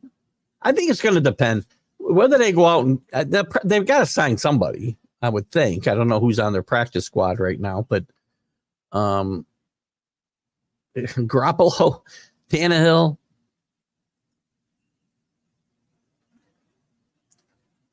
Agreed. Why not? As long as you don't have to play them. Danny, trade me Gabriel. It's funny. I college. I wish I'd gotten involved. I hope next time you guys might invite me to your college fantasy league because I've never played in a fantasy college league and I'd love to do it. Even though I'm sometimes really down on fantasy because of the way it affects people's viewing of games. Doesn't affect mine, so I still kind of enjoy playing sometimes. That was very definitive, that answer, wasn't it?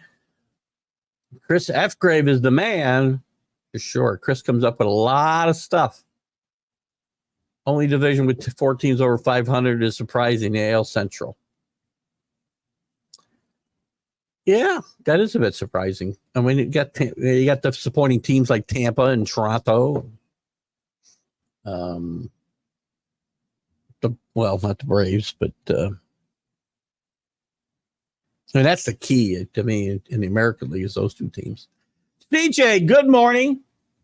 CJ, put up if you're still with us. I hope you are, because sometimes I get behind in a comment. So if you're still with us, and I hope you are, post when your shows are on national streaming sports and anything else you do. I'd love to promote. Anybody comes in and comes on my show and contributes, I want to promote their stuff. So CJ is a Jet fan and an interesting cat, and I love hooking up on the national streaming sports nation. I don't know what we call this show on Wednesday night anymore. But we have a lot of fun with the roundtable that we have on Wednesdays for an hour before my college football huddle. So put up something, CJ.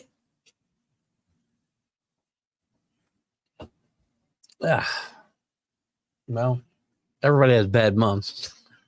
I've had a bad month myself. I say. That's okay. So one more word would have helped me a lot. Kenny, Packers are done. I don't think the Packers are done. Again, it depends. If he's out 6 weeks and they're 1-5, well, it's going to be very tough. But listen, there's so much parity in the league. There's so much parity in the NFC, I think specifically. One of the reasons that I had my much maligned giant wild card is I think an 8-9 or 9-8 team gets in. Again, if you want to have all these wild cards, then you're going to have mediocre teams make the playoffs. And if you don't think a 9-8 team is mediocre, they are. Doesn't mean they can't get hot and win the Super Bowl, but there's still a mediocre team that made it. Should not have, probably. But again, I believe in the integrity of divisional play and whatnot. So you're going to have bad teams get in the playoff. I think it's quite possible an 8-9 team gets in the playoffs. And so with that said, the Packers are severely hampered, especially if he misses 6 weeks or more. I don't think they're quite dead yet. Now, if they're 0-4 in 3 weeks, maybe we have a different conversation. And we'll have to look at the back end of we have to see. Here's what we have to do. I'm not going to say they're dead yet. After one game, can't do that. Not knowing whether he'll miss 3 weeks or 6 weeks. When he comes back, then we look at their record and we look at what's at the back end of their schedule. I think then you can make a pretty good call. The Hogs played well in Stillwater. Oklahoma State tried to give this game away. They fought back. They were down 14-0, 21-7. They came back and led 28-21. They let Arkansas come down the field. Oklahoma State had a chance to win in regulation, twice in regulation, missed field goals. Arkansas missed a field goal. And then they missed a field goal in overtime, and Oklahoma State missed a field goal in overtime. I love Oklahoma State and Mike Gundy. I always think they're a fun team to watch. I think they're well coached. I know a lot of people don't like Mike Gundy, but I do. Arkansas is better. The kid that came in and replaced KJ Jefferson, his name's escaping me right now. I want to say, I'm not going to get there. Taylor, another transfer quarterback, played very well. The coach is coaching for his job, basically. This didn't save his job, by the way. But they played better than I would have thought. I thought this team would go out there and get shellacked yesterday, actually. So they played better than I thought. I've been saying Giancarlo Stanton is Joey Gallo for 2 years. I go on the Mac and Jack show, and Jack keeps telling me that Stanton's so good. Stanton's so good. He's freaking Dave Kingman at best, Joey Gallo at worst. Leaves men on base in droves. He's so streaky. And Jack said that, when the Yankees went on in their slump, when Stanton went out, he was, again, if I wish Jack were here to defend himself, but he's not. But I've said this to him on the show, so it's not like I'm saying things he hasn't had a chance to respond to. This is something that's driven me crazy all summer. When the Yankees had their swoon back in July, I guess it was, he tried to portray it as, well, they don't have Stanton there for protection. And I said, they were like 3-10 in the 13 games before he got hurt because he wasn't hitting. And this is my big problem. And I'm not bashing my team, Danny. I'm just, again, I'm giving you, I would hope you look at your own team the same. I know you do, by the way. You have to be realistic. I'm never going to be a rose. Well, yes, I want to be wrong. When I point out things that I say my team has faults and may not win. I want to be wrong. But there are real issues here. The lineup's not deep enough. It's deeper now with Chisholm back. If Rizzo's back and can contribute, it'll be that much deeper. Better defensively with him at first base. But Stan's a hole. Verdugo's a hole. DJ's been a hole most of the time. Catching's been really spotty, even defensively. I worry about this team. I mean, again, you've seen they haven't played great. Judge isn't at a home run in 10 games, I think. So we don't hit home runs and Judge isn't hitting and Soto's not picking him up. They struggle. By the way, Danny, speaking of Danny Fuller, he'll be in Baltimore next week. Not next week, right? 2 weeks? No, this coming week, I think. I'm wrong. I feel like I'm wrong. But Danny will be in Baltimore soon. So I agree with Drew there. Seattle is also a clear-cut survivor pick. That's one of the teams I like a lot today. I may bet them, actually. I'm going to look at the cigar box odds right now. And I'm going to tell you who I'm taking in this. You'll get my bets right now. How about that? I'm betting. Where's Seattle? Am I going to bet Seattle? What are they? What are they going to buy? Oh, look for the favorites, you dumbass. Against the Broncos. I like that pick. Geno Smith scares the hell out of me. At least I survive till 7 o'clock if I take them. That's a possibility. I don't know if I'm going to bet them. I'm going to bet the Jets Monday night. That's one of my 3 picks. Jets +4. I'm going to take the Bears -4 against the Titans.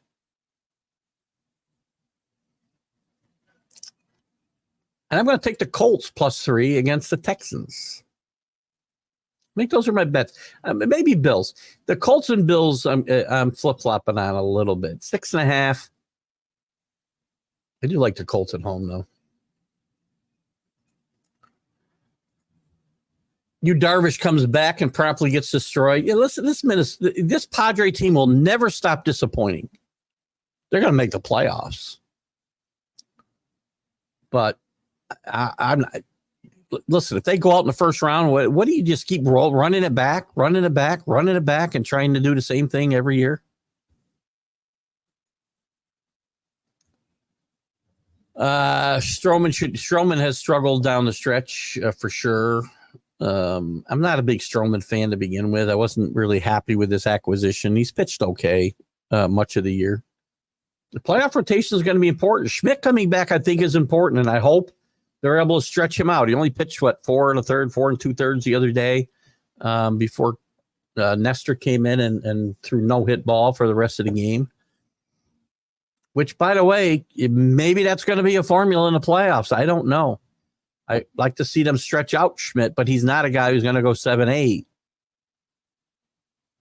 They need that middle of bullpen to be good. So you got Cole, you got Schmidt. Heel hopefully is healthy enough to take his everyday start through the playoffs and have the same kind of control and command that he had, back in late April and early May into June. His control issues and command issues have that he had early in the year have kind of popped back up. But let's just hope that they can. I hope that they can find enough guys here. Anthony's with us. That's not necessarily breaking news there, dude. Anthony, good to have you with us. Good luck to your Redskins today. Oh, sorry. Team formerly known as the Redskins. I don't think there was ever any doubt Bill Belichick was going to be back next year. The problem is somebody's got to hire him. Don't forget. We thought he had a job in Atlanta, and he turned some people off the front on him because he was afraid he didn't want too much power. He said he didn't want power. He wanted to coach. Still think Atlanta made a mistake, but we'll find out starting today. Welcome to the show, though, Anthony. Good luck to your team formerly known as the Redskins today. We got a happy birthday for Oriole and Angel Donassi. 70 years old. Holy moly. Donassi pitched with some pretty good Angel teams, too, in the mid-'80s. Those teams that couldn't get over the hump and get to the World Series. One lost the championship game to the Brewers. I don't know if he was on the 86 team that lost the championship series to the Red Sox. Asterisk looked good, but I still like O's or asterisk. Those Dodger fans, man, they hold more of a grudge than Brian Cashman against the Astros. Here's what I think should happen. The Astros and the Dodgers make the World Series. The Dodgers should sign who's the guy who just the relief pitcher that would hit every Astro he found after this controversy broke. So the most overrated controversy in the history of sports. But that's okay. Who was it? Taylor? Joe, not Joe Taylor. Was it Joe? What is the name, Danny? You know what I'm talking about. He would hit every Astro he could find. Texas versus Georgia in the finals. It's a good pick at any rate. I'm telling you right now. Texas looks good. Georgia looks, I'm going to tell you again, based on what we saw against Clemson and then what Clemson did against App State. Regardless, I mean, Scott's talking about Clemson, unable to beat elite teams. I don't think teams just better than them, maybe, but elite teams. But to me, that makes that Georgia win against Clemson all that more impressive. It's very tough. You got that over under 45. God bless you. I'm pretty sure it was 41. I'm pretty sure. I can tell you right now. Hold on. And I'm using our cigar box odds, which are a little funky sometimes. 41.5. So I was right. Got a call. Wait a minute. Time out. Kenny got a call from the Women's Flag Football League. I wanted to know if I would quarterback for them. I said only if there is no shotgun. Don't bring up guns, man. I got... The Nazis are on patrol here last week. Probably shouldn't bite the hand that feeds me, right? But Facebook, stop being Nazis, would you please? Some of the BS that I've got to see every freaking day, and you take stuff. It was I won't say it was an innocuous comment, but it was an opinion that wasn't incendiary, and you gave me a demerit. It wasn't my comment either, by the way. I just posted it, and I think people should have their right to say what they want to say. I didn't even agree with the comment. Oh, you people. Oh. Got to go. On Wednesday, when I got on here, what was that? Oh, got in here. Oh, you got there. You got it 45. It probably went down a bunch, probably. A lot of lines moved a lot yesterday. Oklahoma State went from 7.5, which they would have covered, by the way, to 10. There's another line that moved a lot, too. I can't think of who it is off the top of my head. Chris says the Buffalo Bills, a well-adopted team in Toronto. They used to play a couple games up there. I think that a few years they played 2 games in Toronto, if I'm not mistaken. From Toronto, as far out to as the Windsor border near Detroit. I know that Buffalo's always been Here's the thing. And again, we only got about 15 minutes left, so maybe we can't get too deep into this conversation. And it might be a good conversation for another day. The NFL keeps playing games in Brazil, Germany, London. They're never putting teams in those places, right? I mean, they're there to sell merchandise and whatever else, so make money. But a place that they could potentially put a team would be Toronto, Montreal. I'm not sure about any of the other cities, and maybe they can't because maybe the CFL has legal rights to those territories. I don't know, but if the NFL was gonna, when you have teams that aren't supported, Jacksonville at times hasn't been supported. Others, I'm trying to think of some others. There aren't that many now. Well, the Chargers. I mean, there's more. They're not moving to Canada. Don't get me wrong. But I mean, and there's viable cities here in the U.S. But why the NFL's never really talked about expanding into Canada, which kind of surprises me. They're not putting a team. They talk from time to time. Maybe they talked about the Jaguars playing part of the games there. Or am I thinking about the Rays? Anyway, one of those weaker teams, either baseball or football. But the NFL will make noise about expanding to Europe. That's never going to work. The time zone differences, it doesn't work. Brazil, not going to happen. But I never hear expansion come up about Canada. I'm going to start firing through some of these comments because I got a lot. Guys, if I leave your comment out today, I apologize 100%, but we got to get done at 10:30, so I'm going to start flying through things. So Tani not on the field has prevented himself getting hurt. He's still, as of Friday, was still on a 50-50 pace, though, if he plays. Danny's 2-0 in the NFL, so you must be one of those guys that I don't have a name for. You can go in, Danny, and if you change your profile. I'm glad you got your picks in, by the way, so that I know who you are, unless you're the sports nut. Who are you? If you're not the sports nut, change your profile name.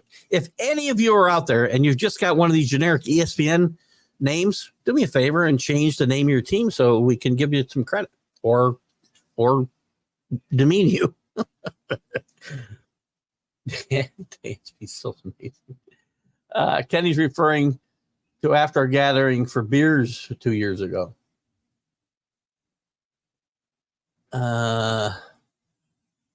Cliff diving?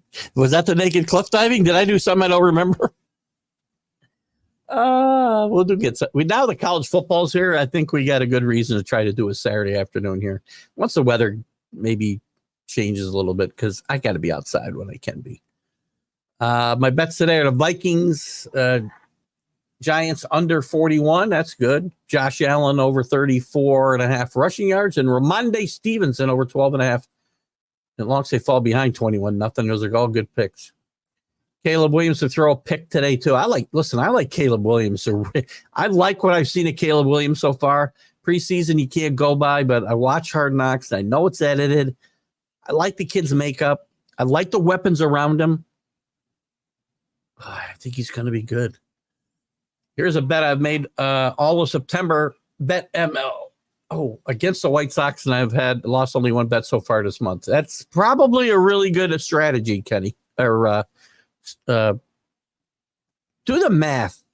Do the math, Scott. If you'd bet every single game, you bet $100 on every single White Sox game this year, you would have made a bunch of money. 10,000 minus. Well, probably the games you lost, you would have lost a lot on the money line, right? If you bet the money line. But I would still think you're up $5,000.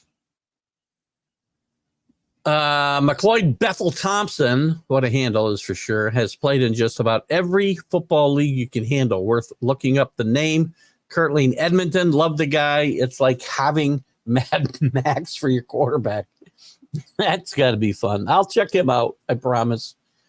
I want to try to get through all these. Anybody that I don't want anybody to feel slighted if I don't get to to their comment. I'm trying to get through to everybody. So if I short through some of these comments, I apologize. Former Vikings scrub. Lamar Jackson's overrated. I don't disagree. Again, quit complaining about what you think are bad calls when they're not bad calls and hit the guys that are open on the 2 plays before it.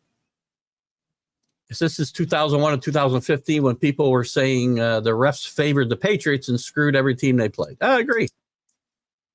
I said that, Scott. I listened to shit. Oh, I listened to this stuff for 20 years. Stop it. AC Knights facts. What did AC say? Lamar Jackson's overrated. Agreed.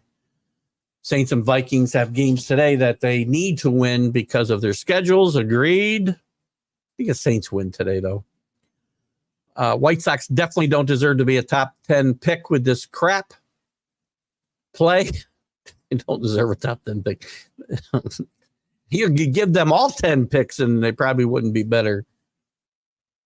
With a lot of crap flying around here, Danny.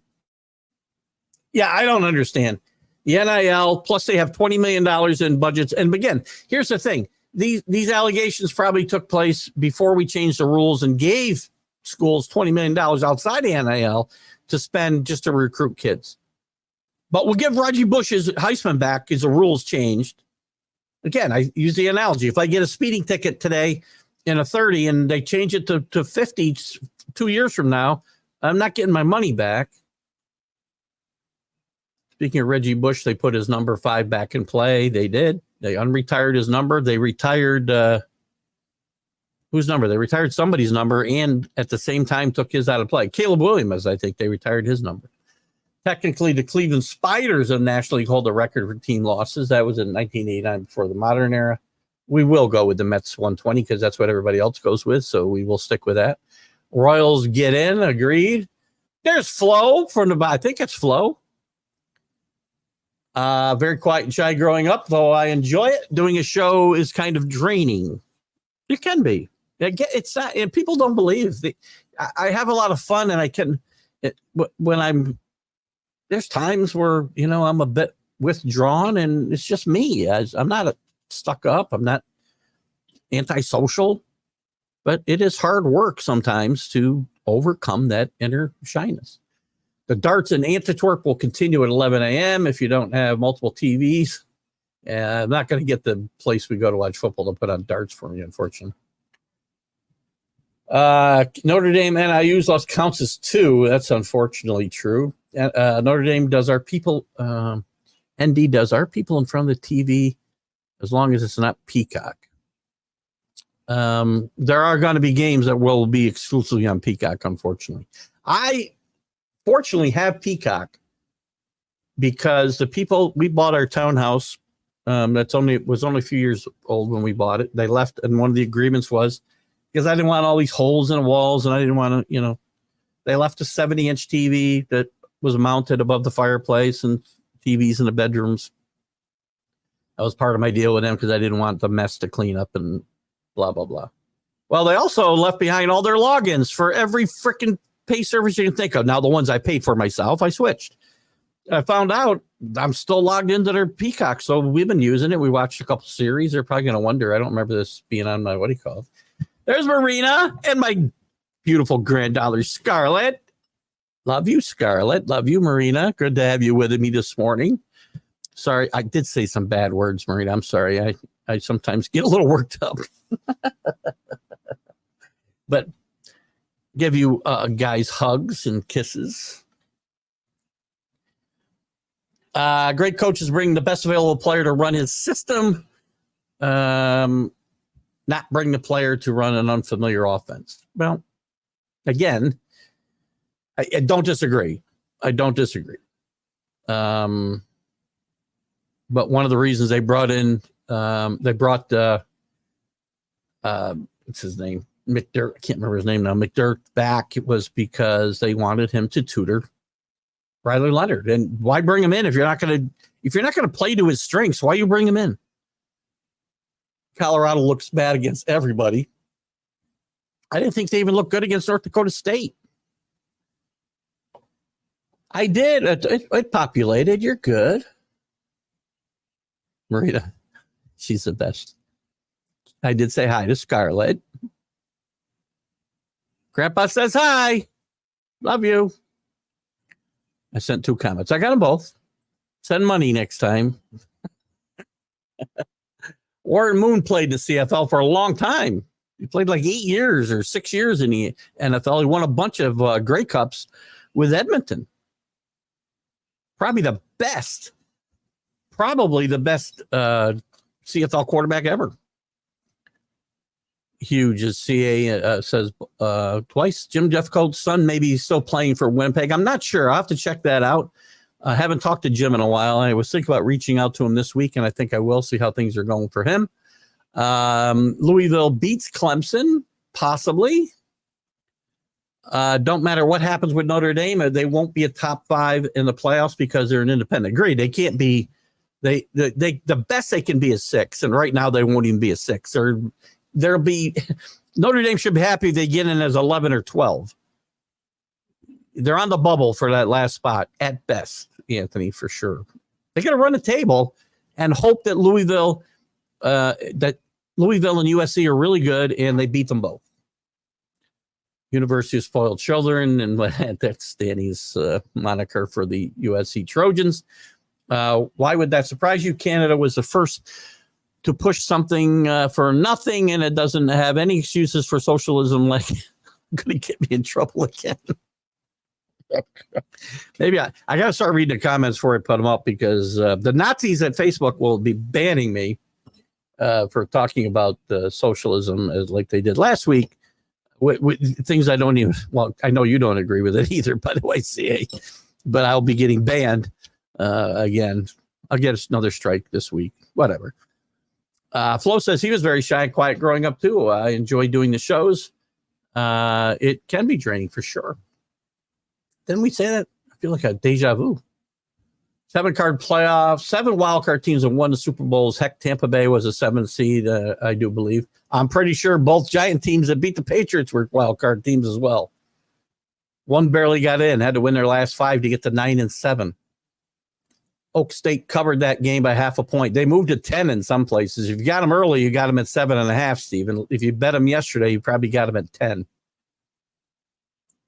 I did. I would have. I didn't bet it. Taylor Swift. I'm not talking Taylor Swift this year. I'm not getting pushed there. Is the new coach as a distraction to the league? Oh, thanks, Linda. Great to have you and Mac watching today. National Streaming Sports. Remember to get download those Roku channels or the Roku app. On the Roku app, find National Streaming Sports channel, and you can watch my huge head and loud mouth on a giant screen. There's five all straight up, no points. Anthony, I'm with you on the Redskins, but I'm a realist. I'm not taking them in my pools, unlike someone else we know. Did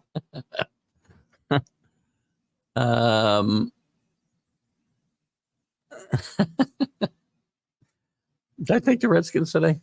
Bill Belichick has been a nicer, gentler. Well, that's him. He's really a kind soul.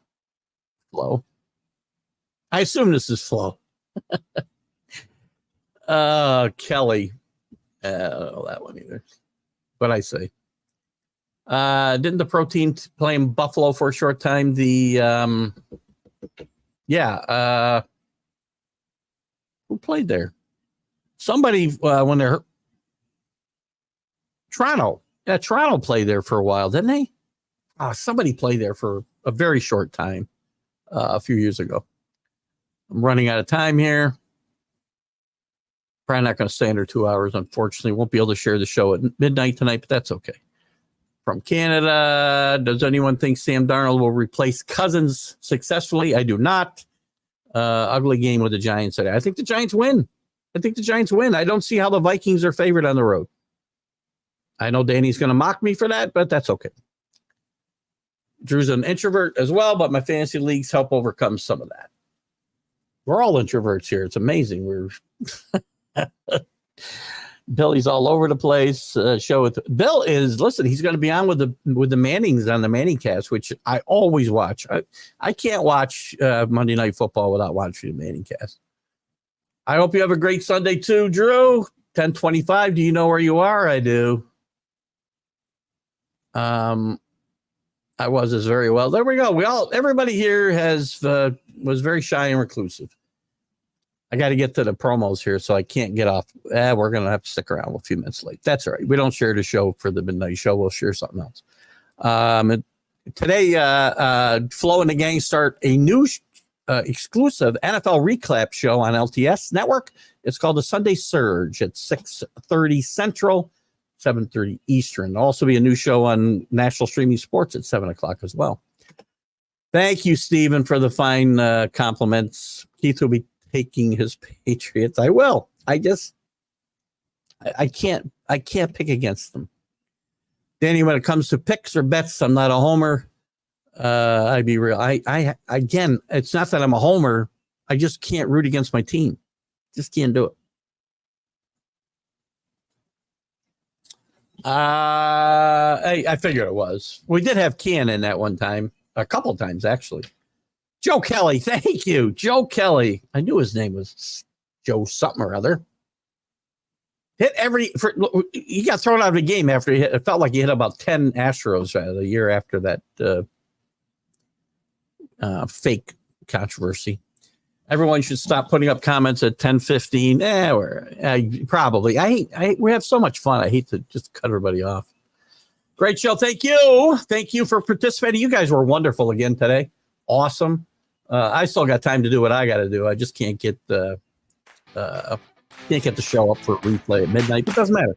We'll play 101 with Reggie Williams. You guys have a great weekend. Thank you for TGI Sports Talks. We'll see you Wednesday night with College Football Huddle. National Streaming Sports is brought to you in part by BetUs.com, designed for true fans.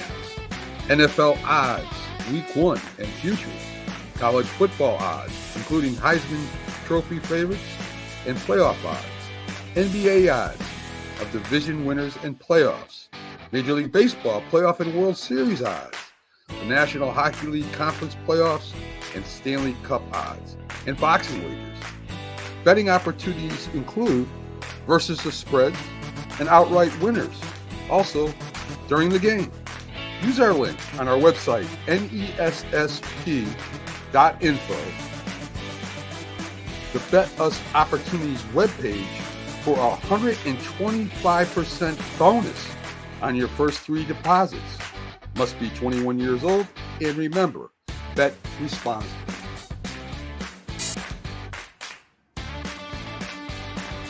You're listening to Keith Engle, the host of TGI Sports Talk on the National Streaming Sports Roku channel.